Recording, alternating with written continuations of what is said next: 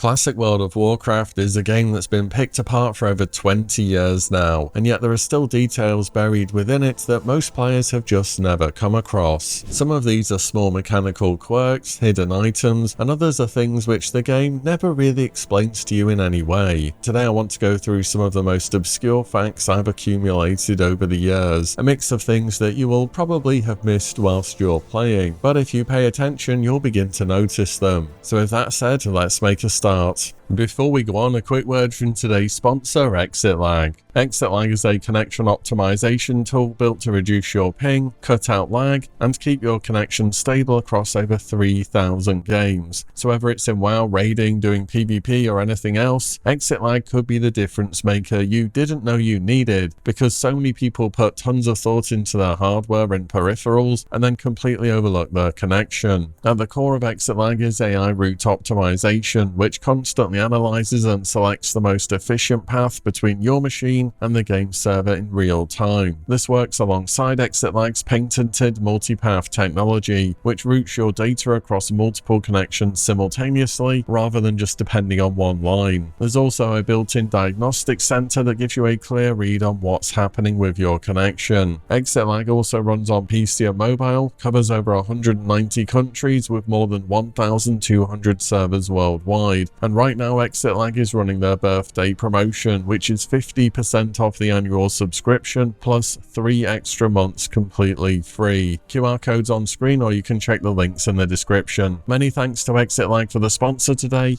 Let's get on back to WoW. If you're on the Alliance side and you need to get to Zul'Gurub, the standard route is to fly over to Darkshire in Duskwood or go over to Westfall, and both of these options are not particularly close to the instance entrance. However, what if I was to tell you there was another way to get into ZG which is faster than both of these, and in fact it would be completely safer as well if you were on a PvP server, because jumping over the hill at the right spot in Duskwood, you can actually get into the back of ZG as it's an unloaded instance in the open world. This does take a bit of practice to do, but during my time on a PvP server during Classic in 2019 and 2020, we would always use this because not only is it faster, but we also didn't have the Chronoboon Displacer then either, and ideally you did want to get in there with some world buffs intact. Once you manage to get into the unloaded version, you simply run through it, there's no dangerous mobs whatsoever, and then zone in through the entrance as normal. Next is about the Orok Doomhowl fight, who is an optional boss in LBRS. A lot of groups just skip this encounter because it can be quite overwhelming when the game spawns 3 to 4 elites on you time after time. What a lot of people miss though is you can actually click the head that you have to place down to start the event, and it will blast the nearby ogres for heavy damage. And you can do this around every 30 seconds or so, perhaps a little bit longer than that. The reason the game's throwing so many elites at you is because it expects you to use this extra item as part of the fight. And if you don't use it, you're going to be finding it a lot more challenging than you should do. So whenever you're doing this the next time, remember to click the head. Stitches is one of the most iconic elite low-level enemies in World of Warcraft's history. I think he can be worthy of that title, and he patrols the road through Duskwood after you complete the quest from the Embalmer. Most low levels will just stay off the road and try and avoid him, but if you ever do take him down as part of a group, or when you're running back through the zone to get to STV and fancy some revenge, you'll find that he actually drops an offhand all of the time. This is Stitch's Femur, an offhand that gives 50 armor and needs level 25 to equip. Now this isn't really terribly useful for most classes, apart from feral druids who want to tank because they scale super hard with armor as they gain bonus armor in bear form. Still, it's just a fun flavor item that always drops from this boss, so if you ever fancy picking it up, then that is an option. Did you know there are 2 places in the game where between night and day the NPCs in the open world change form? The first example is in Pyrewood Village, just south of Shadowfang Keep. By day everyone here is human and they're friendly to the Alliance and of course hostile to the Horde, but it should be at about 9 PM server time that the entire village will transform into hostile Worgen. The other place where this transformation happens, or I guess not a transformation but the NPCs are just replaced, is for some reason the graveyard just outside of the entrance to the dead mines. By day there'll be a bunch of vultures here, and by night there'll be some zombies. This was actually one of the remnants of an early idea that developers had during World of Warcraft. The idea was the game was going to be more dangerous and threatening at nighttime compared to day, but really this idea didn't end up getting into the game in too many ways. Nevertheless, perhaps one day in the future we'll have a new version of Classic where we could have this idea built on a bit more. This next one is kind of a small detail, but it's true and I think it might be quite well known actually. But when you set your Hearthstone, the game will save the direction that your character is facing. So if you want to be that little extra bit efficient, you can set your character facing towards the door and you'll know you can just press forwards after you Hearth and you'll be going in the right direction. As I'm sure you know, there are repeatable quests in Vanilla World of Warcraft. These do use the blue exclamation mark that would later become associated with dailies. However, unlike dailies, repeatable quests are just repeatable. You can do them as many times as you want to in a row. One of them that's in the game is over in Ashara called A Crew Under Fire, where you have to defend a wrecked ship from attackers. After you complete the quest, which I've only ever done once out of curiosity, the quest giver alludes to there being a follow-up, saying that the other crew members may have a request or two for you, except there is no follow-up quest. It's just repeatable and you can do this again and again and again for absolutely no reward. It's no secret that Ashara is very thin on content in Vanilla World of Warcraft, and this weird unfinished relic of a quest is just part of a bigger mystery in this zone. Did you know the Riverpaw Shaman Knolls over in Westfall drop green tea leaves? And these are a pretty unique and interesting item. When they're used, they instantly heal 30 health and then 60 mana over 10 seconds whilst you're continually eating them. And you could just spam eat these whilst running between packs of mobs and are out of combat with no cooldown other than obviously the global cooldown. And if you were eating these on the ticks when your mana restoration happened, which you can see thanks to add-ons, then this would perhaps be one of the most efficient ways to heal low-level characters when moving between enemies. Usually with food items you have to sit down or channel with a bandage or just use a healing ability. I'm actually surprised I've never seen these being used as part of a speedrun strategy, but then again they would be an absolute pain to farm, so perhaps that's the reason. Here's another thing in Vanilla which is also, as far as I know, a one-off in this version of the game. There is a quest from Rabin Saturna over in Moonglade called a Reliquary of Purity, and you've probably had this appear on your questy. You've gone over to Moonglade to pick it up and it's just not there and you're thinking, well, is the add-on bugged or something? And the answer is no, you just haven't done the prerequisite for the quest to actually appear, because for this quest to appear as available from this NPC, you need to have physically discovered the subzone of Diamol within Feralus. You can do this from a very low level, by the way. You don't have to run all the way into Diamol, which is obviously a very high level instance. If you just go to the outer walls and kind of run along them a bit, you will discover the zone of Diamol. And I'm assuming the developer who made this thought, well, the player's character isn't going to know where Diamol is unless they have actually discovered Diamol first, which is a pretty logical way to think about things. However, if every single quest worked like this, you would have to do a lot of low-level exploring before you were ready to accept quests. I can only put it like that. Did you know there are 3 weapons in the game with a 4.0 attack speed, which are the combined slowest attack speeds in the game? The most famous of these is the Pendulum of Doom as a super rare drop from Alderman. This is a two-handed axe which is typically used as a twink weapon that also has a proc that can deal a bunch of damage. The second is the Pacifier, a two-handed mace that drops from Logrosh, an ogre who is a rare spawn in the Alterac Mountains. He's in that area around all the Crush Ridge ogres where the caves are, and this isn't a guaranteed drop from him either, you do have to get lucky. And the third is the Blackrock Slicer, which drops from Spirestone Battlelords in LBRS. Again, this is another rare spawn. The reason a super slow attack speed is valuable is because certain classes have instant attacks that scale off their weapon damage, such as warriors with Mortal Strike, paladins with Seal of Command, or of course, shamans with Wind Fury weapon. And whilst all those items are pretty rare, they pale in comparison to what must be the rarest item in Vanilla World of Warcraft. And no, I don't think it's Tibu's longsword. If there was one item which I'd suggest people have either never seen or didn't even realise was that rare, it will be Spell Shot Leggings from Zul'Farrak. These drop randomly from mobs inside of this instance and do have pretty good stats for casters, though you'll be able to find better options at a higher level, even at a Prebis raid level. And the thing is that Zul'Farrak is an incredibly popular instance. People are always running it for questing because it's so good. And I don't know about you, but I have never seen these drop, which is just so unusual for a rare quality item. I can understand if you haven't seen every epic drop, I don't think many people have, but just a rare quality item, I mean, sure, if you're doing a dungeon enough times, you expect to see it eventually, right? But if you ever manage to get a pair of these or you see them for cheap on the auction house, just understand how incredibly rare they are, having a big factor on their price. Did you know the Doomguard commanders and dreadlords over in the Blasted Lands, the ones around Lord Kazakh, can drop Grimoire of Doom, which is an alternative way for warlocks to learn Ritual of Doom without having to do the quests from the nearby NPC. Just a bit of optional flavour for you in the world there. I'm sure you've noticed now, having replayed Vanilla on Anniversary and now being in TBC, that some of the music used in AQ20 has also been used in Zangarmarsh during TBC. I guess Blizzard were thinking Alien Bugs, Alien World, those two things are pretty similar,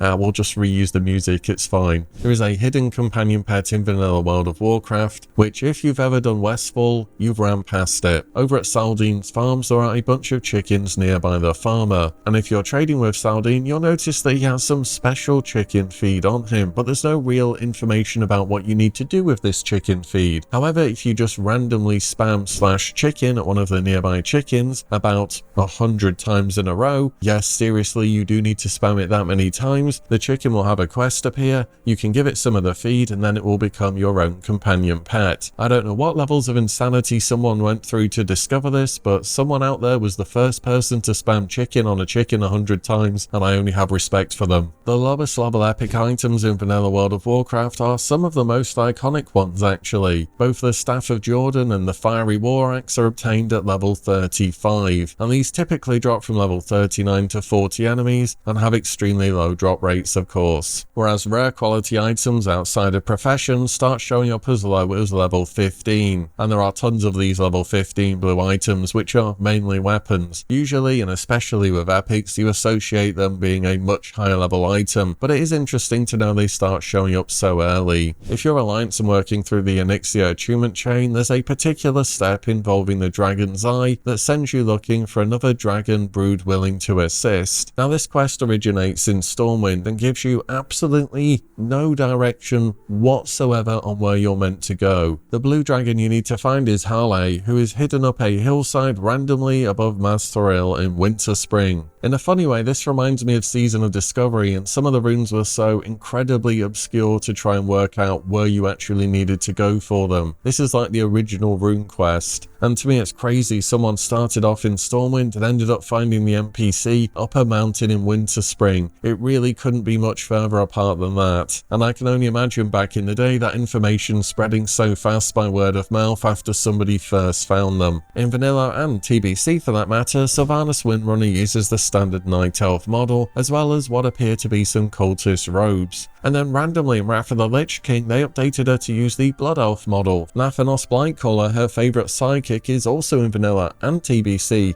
except he's just using the standard Forsaken model, and he wouldn't be updated to appear a lot more human until Legion, where he had minor appearances in the story. Did you know there is a demon hunter in Vanilla World of Warcraft? He's hidden over in the cliffs of Ashara, again that super underused zone, and his name is Lorimus Thalapides. He's involved in a massive quest chain to defeat the demon overlord of the Blasted Lands, and this is absolutely one of the best quest chains in the entire game that you should absolutely do once. It's just people don't tend to do it because unfortunately the rewards aren't very good, even though they are interesting items. Because if you've never done this quest chain, it's easy to forget that demon hunters existed in Vanilla World of Warcraft. In the ruins of Methistra in Northern Darkshore, there are small stone cat figurines scattered across the zone, and if you click them, there's a small chance for a ghost saber to spawn, a translucent ghostly cat which hunters can tame. Now sometimes you'll need to click a dozen statues or more to get one of these to spawn. It can take a while to be fair, but once you do and you tame it, then you will have access to a unique hunter pet appearance. So if you ever wanted something a bit different from the normal, then you can go and do this. If you've ever started a night elf and thought, right, on this character I want to go mining as one of my professions, you've probably run into a bit of a problem there, because the whole island of Teldrassil has absolutely no mining nodes whatsoever. The reason being is that it's a giant tree and there won't be any rock formations that spawn on it that would be able to be mined. So the earliest point when you can train mining on night elves is when you meet the small camp of dwarves over at Oberdeen. This next one is something I always forget, I swear, but druids cannot equip polearms in Vanilla World of Warcraft. They can in TBC, and druids and using polearms just feels like such a natural fit. Also, as a bonus fact, did you know that there used to be one-handed spears in Vanilla 2,